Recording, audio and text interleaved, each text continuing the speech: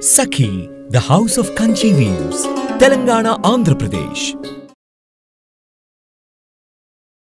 నమస్తే రమగారు. నమస్తే జయ. రమగారు, మనము శరన్నవరాత్రుల స్పెషల్ ఎపిసోడ్స్ చేస్తా ఉన్నాం. ఇక రెండవ రోజు, ఈ రోజు యొక్క విశిష్టత ఒక్కసారి మాట్లాడుకుందాం. రెండో రోజు ఆశ్వీజ శుద్ధ విద్య. ఈ రోజున అమ్మవారిని గాయత్రీదేవి అలంకారంలో వెలయిస్తారు. మనం గాయత్రి అనగానే ఇప్పుడు ఇదివరకటి కాలంలో గాయత్రి ఎవరికీ తెలియదు, రహస్య మంత్రం. ప్రత్యేకంగా గాయత్రి ఉపాసన అంటే కొంతమందే చేయాలన్న నియమము, పద్ధతి, ఒక కట్టుబాటులాగా ఉండేది. నియమం కూడా ఉండేదా రమగారు? నియమమే చేయాలి, నియమమే. ఎందుకంటే గాయత్రి ఉపాస్య దేవత, ప్రత్యేకంగా ఆమెను ఉపాసించవలసిన దేవత. 24 అక్షరాల మంత్రము చాలా పవర్ఫుల్, చాలా శక్తినిస్తుంది. అంటే మనం ఇలా కమ్యూనిటీ పరంగా మాట్లాడితే తప్పుతోస్తుందేమో కానీ పర్ఫెక్ట్గా సరిగ్గా త్రికాల సంధ్యావందనాదులు చేసి గాయత్రిని ఉపాసించే బ్రాహ్మణుడు ఏ వాడకట్టులో ఉంటే ఆ వాడకట్టులో అనారోగ్యాలు, అకాల మరణాలు ఉండవని శాస్త్రం. ఎంత అద్భుతం కదండి. ఇక్కడ ఏముండదు. అలాంటి వాడు ఒకడున్నా చాలు. శతక పద్యాలున్నాయా?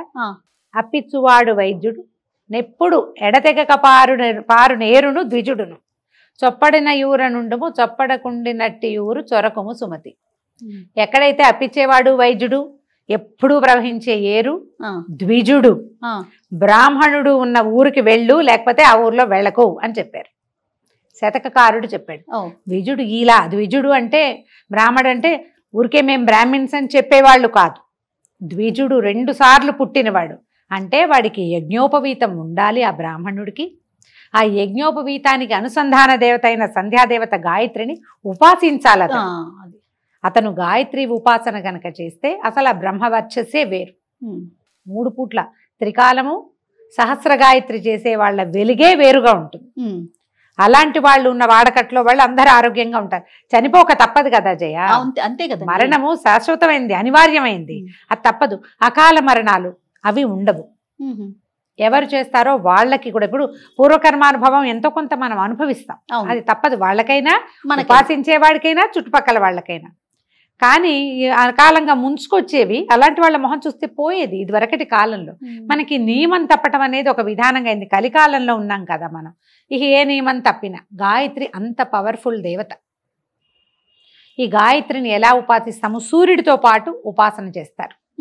సూర్యోపాసన లాగానే గాయత్రి ఉపాసన సూర్యుడికి ఎదురుగుండా ఉండి చేయటమే. త్రికాలాల్లో చేయటం అంటే సూర్యోదయము, మధ్యాహ్నము, సూర్యుడు మధ్యం దిన మార్తాండుగా ఉన్నప్పుడు, సూర్యుడు అస్తమించే సమయంలోను, ఈ 3 కాలాల్లోనూ సూర్యుడికి అర్ఘ్యం ఇవ్వటము, గాయత్రి చెప్పుకోవటము, ఈ 2 అనుసంధానంగా ఉంటాయి, కలిసి ఉండేవన్నమాట. ఇప్పటికీ మనకి ఇంకా గాయత్రి చెప్పేవాళ్ళు ఉన్నారు, ద్విజులు ఉన్నారు. కాబట్టి కలియుగాంతం అంత తొందరలో లేదు, ఇంకా సమయం ఉంది. వాళ్ళు తగ్గిపోతుంటే మన సమయం తగ్గిపోతుంది. దీన్ని గౌరవించాలి కానీ ఎట్టి పరిస్థితుల్లోనూ ప్రశ్నించవద్దు. మన ప్రశ్నల్ని మించిన సమాధానం ఉంది అక్కడ, మనకు తెలీదు. వాళ్ళు చెప్పినా మనకు అర్థం కాదు, అంతే. అందుకని చెప్పేలాగా ఏ ప్రశ్న వేయకుండా గాయత్రిని గౌరవించాలి. ఈవిడ 5 ముఖాలతోటి ఉంటుంది అమ్మవారు. ముక్తా విద్రుమ హేమనీల ధవళ ఛాయలు అని చెప్తారు. ముక్త విద్రుమం, ముక్త అంటే ముత్యం, విద్రుమం అంటే ఎరుపు, ముత్యం అంటే తెలుపు కదా. విద్రుమం హేమ నీల ధవళ. హేమ అంటే బంగారపు రంగు, నీలం అంటే నల్లము లేదా నలుపు కలిసిన నీలం అనుకుందాం, ముదురు రంగు. ధవళము ఈ తెలుపు, ముత్యపు తెలుపు వేరు, ఇది వేరు. ఇలా 5 రంగుల్లో ఉండే ముఖాలు, 5 ముఖాలు కలిగి ఉంటుంది. గాయత్రిని ఉపాసించిన వాడికి తిరుగే లేదు. ఆ ఉపాస్య దేవత అయిన గాయత్రిని రెండో రోజు దైవంగా అలంకారం చేస్తారు. ఇంచుమించు మన వైపు అన్ని దేవాలయాల్లోనూ గాయత్రి దేవే కనపడుతుంది, పంచముఖిగా కనిపిస్తుంది. ఇప్పుడు మనం ఎట్లా చూస్తామంటే మా కారు బ్యాక్ చేస్తున్నా సరే గాయత్రి మంత్రం వినపడుతుంది. అవును. ఫోన్ రింగ్ టోన్లు గాయత్రి మంత్రమే. తర్వాత ఇంటి కాలింగ్ బెల్స్ గాయత్రి మంత్రమే. పిల్లలకి గాయత్రి మంత్రం నేర్పిస్తారు. వాకింగ్ చేసేటప్పుడు కూడా మనం గాయత్రి మంత్రాన్ని వింటుంటాం. ఎవరికైనా ఫోన్ వచ్చింది అనుకో, రింగ్ టోన్ కూడా గాయత్రి మంత్రమే ఉంటుంది. అదేమంత అడ్వైజబుల్ కాదేమో అని అనిపిస్తుంది. ఇప్పుడు మంత్రము పూర్తిగా వెళ్ళాలి, అది మధ్యలోనే కట్ చేస్తాం మనం, అది తప్పు. తర్వాత దాన్ని ఇలా చేయకూడదు. ఒక పవర్ఫుల్ మంత్రాన్ని, శక్తివంతమైన దాన్ని, అంత శక్తి తీసుకోవాలి కదా మనము. అరకొరగా ఎందుకు చేయాలి? అంతేగా. ఏమో అది చేయకూడదేమో అనిపిస్తుంది. ఎవరి ఇది వాళ్ళదైనప్పటికీ పిల్లలకు కూడా గాయత్రి మంత్రం ఉపదేశించడం, నేర్పించడం. ఇప్పుడు నేర్పటం వేరు, ఉపదేశం వేరు, ఈ డిఫరెన్స్ ఒకటి ఉంది కదా. అవునండి. ఇది కొంచెం తెలుసుకోవాలి మనం. ఈ గాయత్రిని ఇంత ప్రత్యేకమైన కథ చెప్తారంటే గాయత్రి దేవికి, పూర్వం అంట అరుణుడని ఒక రాక్షసుడు ఉండేవాడు. అతను త్రికాల సంధ్యావందనాపరుడు. 3 పూట్ల సంధ్యావందనం చేసి సహస్ర గాయత్రి, 1,00,000 గాయత్రి కూడా చేసేవాడు రోజుకి. అతను విపరీతంగా బల సంపన్నుడిగా అయ్యాడు. బ్రహ్మవర ప్రసాదం లభించింది అతనికి. రమగారు, మీ మాటకు అడ్డొస్తుందని అనుకోవద్దు, నాకు ఎప్పుడు ఒక చిన్న అనుమానం ఉంటుందండి. రాక్షసులు అంటే రాక్షస దేవతలు ఉండరా? మన దేవతల్ని ఎందుకు పూజిస్తారు, కొలుస్తారు? ఇట్లా అంటే ఎడతెరిపి లేకుండా వారి అనుగ్రహం కోసం పూజా విధానం ఎందుకు ఫాలో అవుతారండి? రాక్షసులు అంటే రాక్షసులకి వేరే దేవతలు ఉండరు. రాక్షసులు అంటే అది ఏదో విచిత్రమైన జాతి కాదమ్మా, వాళ్ళందరూ బ్రాహ్మణులే, కశ్యప ప్రజాపతి సంతానమే, బ్రహ్మ వల్ల జన్మించిన వాళ్ళు, బ్రహ్మ సంతతి. గుణాలు రాక్షస గుణం, లాగేసుకోవాలి, అంతా నేనే ఉండాలి, ఆసురీ ప్రవృత్తి అంటాను చూడు. కొన్ని ఇప్పుడు మనమే ఉంటాం, మనలో కొన్ని రాక్షస గుణాలు ఉంటాయి. అంటే మనకు కూరలు ఉన్నట్ట, కూరలు కొమ్ములు ఉన్నట్టు కాదు, గుణం అలాంటిది ఉన్నట్టు. వీళ్ళు కూడా అంతే. ఇప్పుడు రావణాసురుడు అసుర లక్షణం, శివభక్తుడు, మహాశివభక్తుడు, పరమేశ్వరుని నేల మీదకి దింపేసిన వాడు. అవును, రుద్రమిని వాయించి శివుణ్ణి ప్రత్యక్షం చేసుకున్నాడు. ఆత్మలింగాన్ని పట్టుకెళ్ళగలిగిన ఘనుడు. మరి ఇప్పుడు ఏదో అయితే ఎలా చేయగలిగాడు? రాక్షసులు, అసురులు అని, మన దానవులు అని చెప్పే వీళ్ళందరూ కూడా బ్రహ్మ సంతానమే. ఆయన నుంచి బట్టి కశ్యప ప్రజాపతి దేవతలకి రాక్షసులకి కూడా తండ్రి. వీళ్ళందరూ ఒక జాతికి చెందిన వాళ్ళే. ఇందులో ఏమైంది? ఇంకా ఇంకా ఇంకా వాళ్ళు తపస్సులు మానేసి క్రూరత్వపు లోపల ఒక ప్రవృత్తి తలెత్తుతోంది. ఇంకా క్రూరతని అనుసరించి వెళ్ళారనుకో, వాళ్ళు మెల్లిగా తరాల వెంబడి ముందుకెళ్లేసరికి క్రూరత్వమే మిగులుతుంది. కానీ వాళ్ళలో తపస్సు, సాధన, భగవదారాధన మిగలదు. మిగలక చివరికి చివరి జాతులకు వెళ్ళేసరికల్లా ఏమవుతుంది? మనకి కుక్కమూతి పిందెలు పుడతాయని చెప్తాం. అలాగే వీళ్ళలో ఏంటంటే విపరీతమైన ప్రవృత్తి ఉన్న వాళ్ళు పుట్టారు. కానీ వాళ్ళందరూ కూడా ఇక్కడి నుంచే సంతానం, డిఎన్ఏ ఒకటే, అదొకటే ఉంది. అయితే అరుణుడు కథ చెప్తున్నా. అరుణుడు తీవ్రమైన తపస్సు చేసి అతను ఎట్లాంటి వరం సంపాదించాడంటే, నాకు మరణం వద్దు, నో మరణం అని అడిగాడు. బ్రహ్మదేవుడు ఒప్పుకోలే, నాయన మరణం లేకుండా వరం కుదరదు, మరణం అనివార్యం, కావాలంటే నువ్వు ఇంకో కొన్ని వేల ఏళ్ళు బతకచ్చు, వరం మార్చి అడగమంటే, అయితే ద్విపాత్తులు చతుష్పాత్తుల వల్ల మరణం లేదు అని అడిగాడు. మరణం లేకుండా వరం కావాలి. ద్విపాత్తులంటే మనలాగా 2 కాళ్ళ మీద నడిచేవాళ్ళు, చతుష్పాత్తులంటే జంతువులు, 4 కాళ్ళ మీద నడిచే ఏ జంతువు వల్ల. ఇప్పుడు ద్విపాత్తులతో మరణం లేదనుకో, మనుషులతో లేదు, అప్పుడు ఏ పులినో ఏ సింహాన్నో చేసి చంపేస్తారు. అమ్మవారు చాలాసార్లు చేసింది అట్లా. అవునండి కదా. అందుకని ఏం చేశాడు? ద్విపాత్తుల వల్ల మరణం వద్దు, చతుష్పాత్తుల వల్ల మరణం వద్దు, నాకు ఈ రెండిటి వల్ల మరణం లేకుండా వరం ఇవ్వమని కోరుకున్నాడు. కానీ ఇతన్ని ఎట్లా చంపాలో వీళ్ళకి తెలియలే. అప్పుడు పరమేశ్వరుడి దగ్గరికి వెళ్తే ఆయన ఏం చెప్పాడంటే, ఇతను గాయత్రి మంత్ర అనుష్ఠానపరుడు, గాయత్రి మానేస్తేనే వీడిని మీరు సంహరించగలరు అని చెప్పేసరికి వీళ్ళు బాగా ఆలోచించి, నువ్వు మంత్రం చేస్తున్నావు, అది మానే అంటే వాడు ఎందుకు మానతాడు, అదే నీ బలం రా అంటే అసలు మా అంట కదా. బృహస్పతిని ప్రేరేపించి పంపించారట దేవతలు. అప్పుడు బృహస్పతి వెళ్ళి సోదరా అని సంబోధిస్తే అరుణుడికి నచ్చల. నేనేమో దేవతలకు శత్రువుని, త్రిలోకాలు ముల్లోకాలు నేను జయించి నా చేతిలో పెట్టుకున్నా, నువ్వేమో నా శత్రువుల గురువువి, నేనెట్లా నీకు సోదరుణ్ణి అవుతానంటే, అదేమిటి నాయన, నువ్వు గాయత్రి మంత్రానుష్ఠానపరుడి, నేను గాయత్రి మంత్రానుష్ఠానపరుడిని, ఒకే మంత్రాన్ని అనుసంధానం చేసేవాళ్ళు ఒక్కో గురువు దగ్గర చెప్పుకున్నట్టు. అంటే మనం ఏమయ్యాం? సహాధ్యాయులు, సోదరులు అవుతారు సహజంగా. కాబట్టి నువ్వు నేను సోదరులం, నా వల్ల దేవతలందరూ కూడా నీకు సోదరులే అనగానే నేను నచ్చల. దురహంకారంతో అరుణుడు ఏమనుకున్నాడంటే, నా శత్రువులే కాకుండా నాకంటే బలహీనులు వీళ్ళు, దేవతలు నాకు లొంగిపోయారు, నేను వాళ్ళని జయించానంటే ఏమిటి అర్థం? నేను గొప్పవాడిని, వాళ్ళు తక్కువ వాడిని, మరి నాకంటే తక్కువ వాడు చేసే ఉపాస్య దేవతను నేనెందుకు ఉపాసించాలి అని గాయత్రిని మానేశాడు.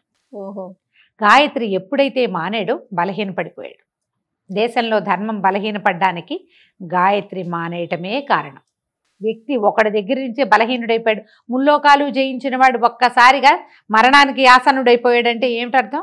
గాయత్రితోటి మొత్తం పోయింది. పోయేసరికల్లా వీళ్ళు ఏం చేశారు? ఇప్పుడు అమ్మవారిని ప్రార్థించారు, ఇతనికి ద్విపాత్తుల వల్ల చతుష్పాత్తుల వల్ల మరణం లేదు, మేమందరం యుద్ధానికి వెళ్తాం, ఇతన్ని ఎట్లా సంహరిస్తావో సంహరించు. అందరూ దేవతలు భూమోకమ్మడిగా ఇతని మీద పడ్డారు. అప్పుడు అమ్మవారు వచ్చి ఇతన్ని భ్రామరీ శక్తితోటి సంహరించింది. ఇతనికి చతుష్పాతులు ద్విపాతులు కాకుండా ఇంకేమున్నాయి, మనకి ఇంకే వేరే కాళ్ళు ఉన్న జంతువులు లేవు. అమ్మవారి దగ్గర ఉండేటువంటి భ్రమరము ఎన్ని కాళ్ళు ఉంటాయి, దానికి 6 కాళ్ళు ఉంటాయి. షట్పది అంటారు దాన్ని. అవును, షట్పదము అంటే భ్రమరం. కొన్ని కోట్ల కొద్ది భ్రమరాలు వచ్చి ఇతన్ని సంహరించినాయి. వాడు వరం ఎంత బాగా కోరుకున్నాడో చూడు. రాక్షసుల వరాలన్నీ ఇలాంటి విచిత్రమైనవే. హిరణ్యకశిపుడు అడిగాడు, నరుల వల్ల వానరుల వల్ల మరణం లేదు, ఇలా కావాలి, వాకిట్లో కావాలి, బయట కావాలి, ఇంట కావాలి అని అడిగాడు. ఇన్ని రకాల వరణాలు లేవు, ఇన్ని రకాల వరాలు ఎక్కడో చోట అడ్జస్ట్ అయ్యి చివరికి ఏం చేశారు, నరసింహమూర్తి వచ్చాడు. అంతే. రావణాసురుడు అడిగాడు, నరుల వల్ల వానరుల వల్ల మరణం వద్దు అని. నరులు వానరులు కలిసికట్టుగా వెళ్ళి రావణాసురుడిని సంహరించారు. అలాగే అవుతాయి రాక్షసుల విపరీత వరాలన్నీ మనకి ఉపయోగపడేవి. ఆ తర్వాత అమ్మవారు భ్రామరి స్వరూపంతో వెలసిందట. ఇప్పుడు మనకి శ్రీశైలంలో ఉన్నటువంటి భ్రమరాంబికాదేవి ఆ శక్తి యొక్క అంశే అంటారు. ఆమెని దగ్గర ఉండేటువంటి ఆ నాదమే భ్రామరిగా మారింది. ఓంకారంలో ఒక రకమైన శబ్దం వస్తుంది, అంటుంది. అది మనం మీరు లోపల ఓంకారం చేసుకుని చూడండి. అవునండి. ఒక నిమిషం తర్వాత పెదవులు మొహం అంతా తిమిరికిపోయినట్టు అయిపోతుంది, వైబ్రేషన్ లాగా అనిపిస్తుంది. ఈ షట్పదము తిరుగుతుంటే ఆ వైబ్రేషన్ వస్తుంది. ఆ వైబ్రేషన్ నుంచి పుట్టినవే ఇవి. అవి వెళ్ళి సంహరించినాయి. గాయత్రి అంత పవర్ఫుల్. ఆమె వల్లే ఈ స్వరూపం భ్రామరి స్వరూపం వచ్చింది. అయితే ఈ రోజున అమ్మవారికి కొబ్బరి అన్నం నివేదన చేస్తారు. ఈవిడ ఎర్రటి రంగులో ఉంటుంది, 5 ముఖాలు కనిపిస్తాయి కదా, ఎర్రని వస్త్రధారణ చేస్తుంది. అక్కడక్కడ కాషాయ వస్త్రధారణ కూడా మనకు చూపిస్తారు గాయత్రికి. కాషాయం రిచ్ ఆరెంజ్ కలర్ కానీ ఎరుపు మనం వేసుకున్న లాంటి ఎర్రటిదైనా వస్త్రాన్ని సమర్పించవచ్చు. మందార పువ్వులు సమర్పించండి. ఈ గాయత్రికి అష్టోత్తరం చక్కగా దొరుకుతుంది. ఒక ప్రార్థనా శ్లోకం కూడా చక్కటి శ్లోకాలు దొరుకుతాయి. ఒక ప్రార్థనా శ్లోకం చేసుకోవటము, కొబ్బరన్నం నివేదన చేయటం, దాంతో పాటుగా మనం రోజువారీ పెడుతున్నట్టుగానే పెసరపప్పు, నానబెట్టిన పెసరపప్పు ఏమంటాం వడపప్పు, తర్వాత పానకం నివేదన చేసుకోవటం, ఉదయకాలం చేయగలిగినంత సేవాకాలం చేసుకుని సాయంకాలం కనుక మనం ఈ అమ్మవారిని పూర్తిగా ఆరాధన చేసుకోవచ్చు. గాయత్రి ప్రత్యేకమైన స్వరూపంలో కనిపిస్తుంది. ఈ 5 ముఖాలున్న స్వరూపంతో అమ్మవారిని ఉపాసన చేసి నమస్కారం చేసుకుంటే అత్యద్భుతమైన ఫలితం వస్తుంది. ముందు ఈవిడ సంధ్యాదేవత అవటం వల్ల మనకి మనుషులకి బద్ధకము అవి తగ్గుతాయి, నియమపాలన అవి ఏర్పడతాయి. దానికోసం మనం ఈ అమ్మని ఆరాధించాలి. రమ్మగారు, శరన్నవరాత్రులు ఏ రోజుకు ఆ రోజే ప్రత్యేకం కదా. అవును. అత్యంత శక్తిగల రోజు అంటే ఏం చెప్పుకోవాలంటారు?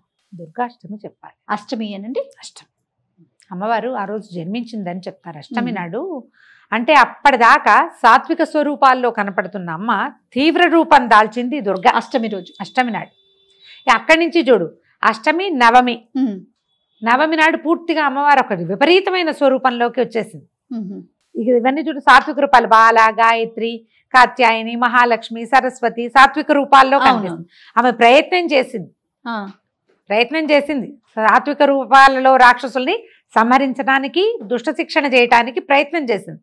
సాత్విక రూపంతో సాధ్యపడటం లేదు అని తెలిసిన కొందికి మనకి సరస్వతి స్వరూపం కూడా శుద్ధ సాత్విక స్వరూపంలాగా కనబడుతుంది. కానీ నీల సరస్వతి స్వరూపంలోనే ఆవిడ శుంభుల్ని వధించిందని చెప్తారు. మూలా నక్షత్రం రోజు, మూలా నక్షత్రం అప్పుడే ఆవిడ జన్మ నక్షత్రము అదేను. అప్పటికే ఆవిడ రూపం మార్చుకుంది. ఆ తర్వాత వచ్చేటువంటి చండీ స్వరూపం సప్తమి నాడు చండీ, అష్టమి నాడు దుర్గా.